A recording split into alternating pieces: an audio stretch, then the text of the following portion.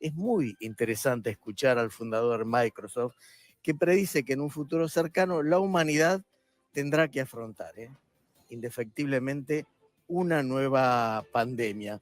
Y volvió a alertar sobre las amenazas globales, destacó que el mundo no está preparado para enfrentar los peligros que se avecinan.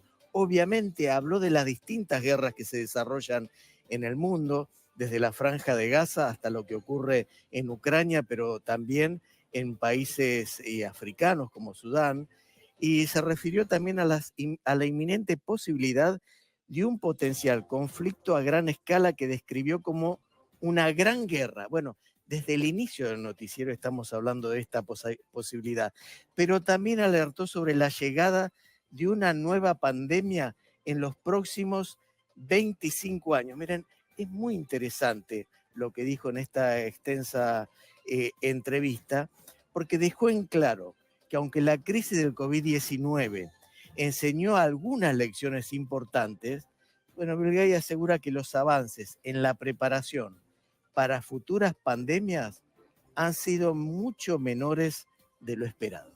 Las élites están anunciando que viene una gran guerra, y no solo eso, que se requiere que haya menos población.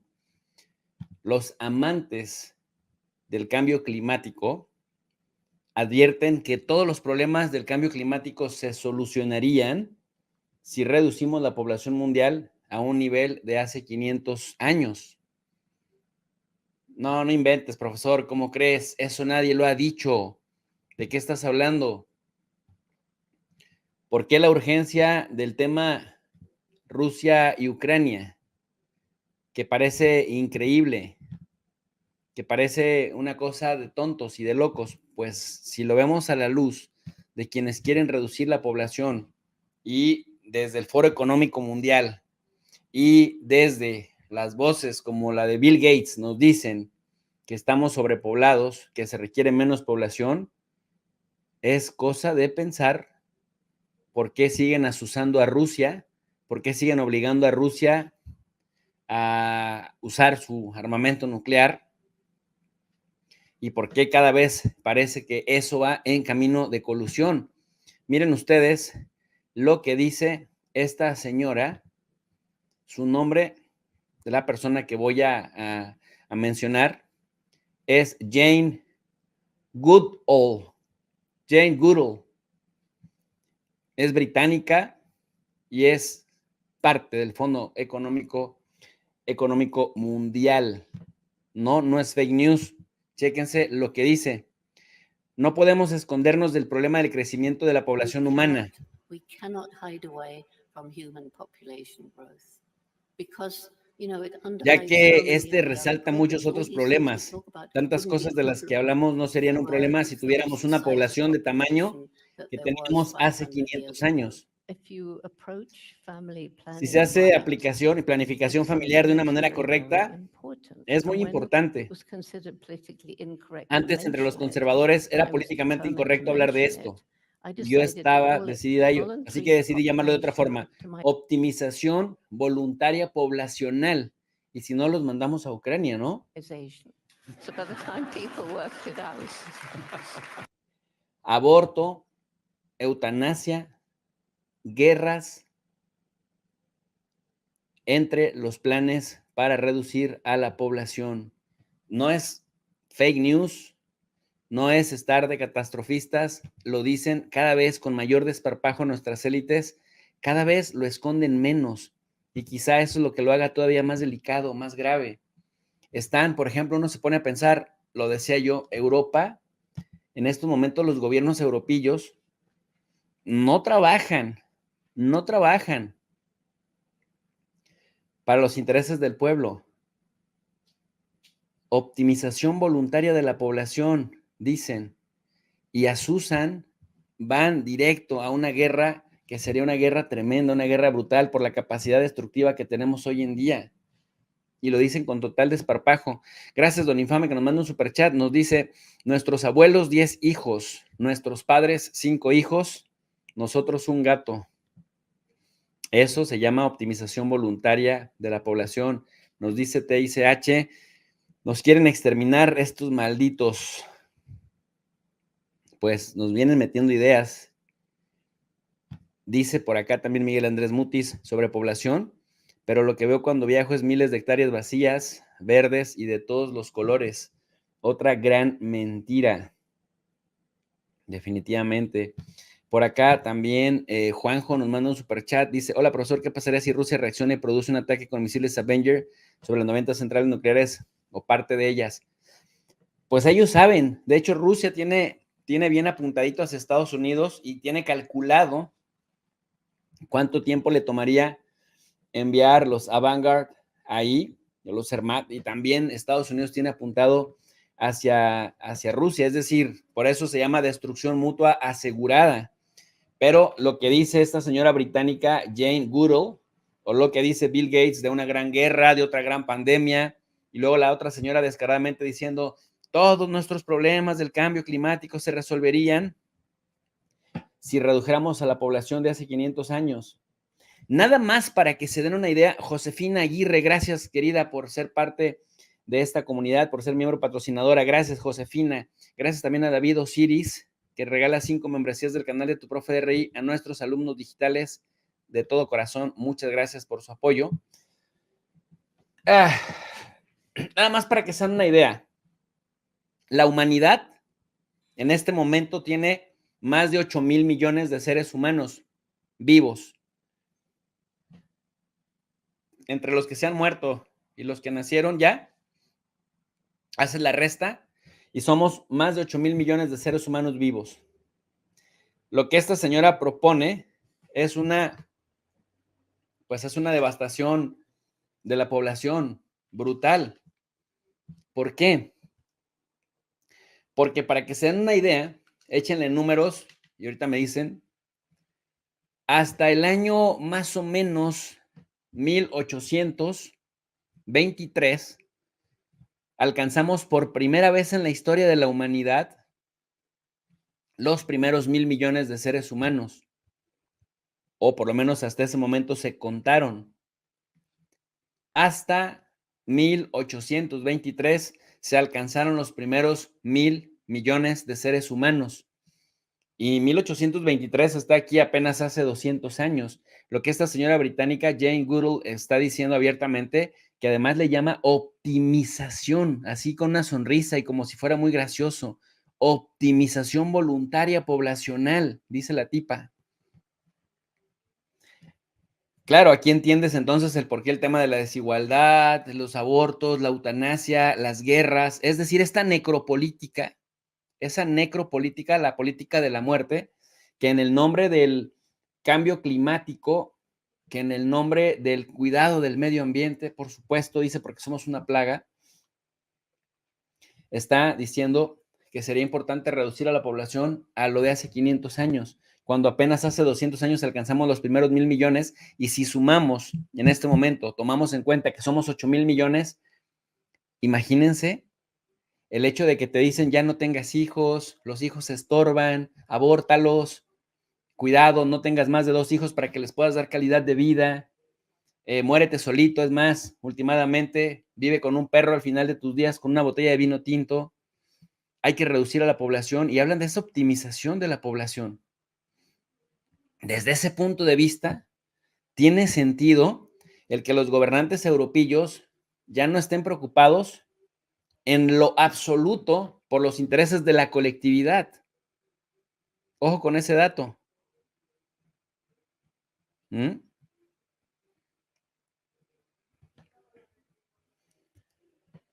Y por eso tiene sentido que cada vez estén más y más y más abriendo frentes por todos lados. De verdad, un nivel de patología necrófila brutal. Ojo con ese dato. Por aquí nuestro querido amigo Álvaro Herrera hace una especie de ejercicio matemático, dice muertes al día, 170,000, por hora 7,115, por minuto 110, nacimientos al día, 440,000, 400 por hora, 18,000, por minuto 278. Nada más, pues, para ir comparando cuántos mueren por cuántos nacen. Lo que esta señora dice es espeluznante y lo que dice Bill Gates es espeluznante. Bueno, déjenme, les pongo un poquito más los pelos de punta. Ojalá que esto no les quite el sueño. Hugo Soto, gracias, mi querido Hugo Soto, por su apoyo y gracias también a mi querido Infame. Dice, no tenemos hijos por falta de valor, no tenemos por falta de dinero. Pues es que mira, nuestros padres eran bien pobres y tenían de 5 a 10 o 12 o 13 hijos. Me parece que ahí hay un tema psicológico. Edith Palma, gracias por su apoyo, mi querida Edith, siempre solidaria también con este espacio educativo. Y entonces, tiene sentido el por qué estos necrófilos nos acercan cada vez más a una guerra que sería devastadora y lo quieren hacer facilito por una guerra que tendría la capacidad de llevarse a buena parte de la humanidad. Ah, ¿no me creen? Miren esto que parece una estupidez, de verdad parece una estupidez, pero si luego nuestras élites de verdad quieren hacer una destrucción de la población, pues tiene sentido. La OTAN acaba 19 de septiembre. Déjenme les pongo la fecha. 19 de septiembre. La OTAN, por increíble que parezca, acaba de instruir a Estonia, un país miembro de la OTAN, a prepararse para un posible conflicto con Rusia. Así como lo oye. El primer sacrificado de la noche sería el de la banderita. Tan bravos que se han portado los países bálticos, pues parece que se les va a hacer realidad el enfrentarse contra Rusia. Van como conejillos de indias. La OTAN ha encargado a las Fuerzas Armadas de Estonia prepararse para un posible conflicto armado entre la Alianza y Moscú, dice RT, que esto lo habría afirmado Vahur Karus, el jefe del Estado Mayor Conjunto de las Fuerzas de Defensa del país báltico, en una entrevista con medios locales. Yendo a ver los medios locales, nos encontramos con que este medio local se llama ERR. Y ahí efectivamente, este medio de Estonia, lo que publica es eso. Jefe del cuartel general conjunto de la EDF, la capacidad de destruir al enemigo en su territorio es clave. Y ellos insisten, los bálticos insisten en que se puede derrotar a Rusia, de que no pasa nada, de que se vaya a una guerra contra Rusia. Y dicen que la experiencia de las distintas guerras de las últimas décadas confirma que la capacidad de destruir al enemigo a distancia y de llevar la guerra al territorio enemigo sigue siendo tan importante como lo fue durante la Primera Guerra Mundial, especialmente para países pequeños como Israel o Estonia. Lo dijo el general Vahur Karus, jefe del Estado Mayor Conjunto de las Fuerzas Armadas de Estonia, en una entrevista con Vique Radio. Hablemos de la guerra, dice, si bien es un concepto muy amplio que inevitablemente conocemos a través de las noticias, es más complejo de lo que podría parecerle al oyente promedio. Ha cambiado mucho. Incluso si nos fijamos solo en los acontecimientos en Ucrania durante los últimos años. Pero la principal experiencia de batalla de las fuerzas de defensa de Estonia proviene de las guerras de Afganistán e Irak, donde servimos como aliados de los estadounidenses o los británicos. No sirvieron de aliados, no se engañen. Sirvieron de subordinados, sirvieron de peones. Dice, me imagino que también viste la batalla más cercana en Afganistán, ¿no? Estuve ahí como jefe del contingente estonio, aunque no participé directamente en las actividades de combate. Pues claro, si tontos no son. Era el comandante del Estado Mayor asignado a la Fuerza de Tareas Británica y tenía una visión general de las operaciones, pero también participé en las unidades sobre el terreno. Al recordar estas dos guerras desde la experiencia reciente, podríamos decir que hay un poco o nada que aprender de ellas teniendo en cuenta la guerra en Ucrania. Dice, no estoy de acuerdo en absoluto, retrocedamos un poco en la historia, el campo de batalla tal como lo estamos viendo en Ucrania y para el cual se están preparando las grandes potencias, porque la agenda de un conflicto entre grandes potencias no ha desaparecido. Y si nos fijamos en los documentos de la doctrina estadounidense de Rusia, China o la India, sigue estando en la agenda de todos. Es algo que sienten que deben controlar. Este tipo de guerra se concretó en 1916. El campo para la batalla para la cual nos estamos preparando hoy es en gran medida resultado del 16. ¿Qué ha cambiado? Dice, el motor de combustión interna se ha perfeccionado. Tenemos armas nucleares y hemos aprendido a hacer un mejor uso de la electrónica. En otras palabras, si bien estamos viendo nuevas herramientas, la proporción de espacio-tiempo y cómo hacemos uso de estas herramientas no ha cambiado demasiado, dice este individuo que aparece aquí en la pantalla, que la verdad es que una cosa es hablar a lo loco y a lo tonto, y otra cosa es que de verdad pueda materializar esto que está pues intentando presumir, porque intenta presumir que están bien entrenados, intentan presumir que sí se pueden enfrentar contra Rusia, intentan presumir. Si esto hace parte de un plan de exterminio de la humanidad de forma masiva, tiene sentido. Horrible, pero tiene sentido. De lo contrario, decir que pueden enfrentarse a Rusia y salir victoriosos,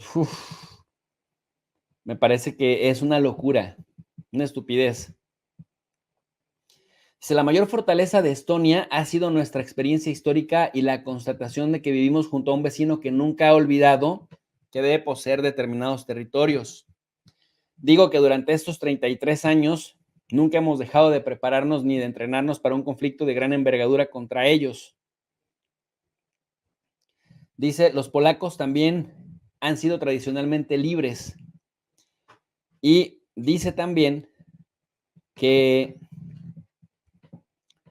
básicamente una manera de confirmar que están preparados es recordar, dice, que apenas al inicio de la guerra teníamos la capacidad de aguantar a Rusia solo 10 días.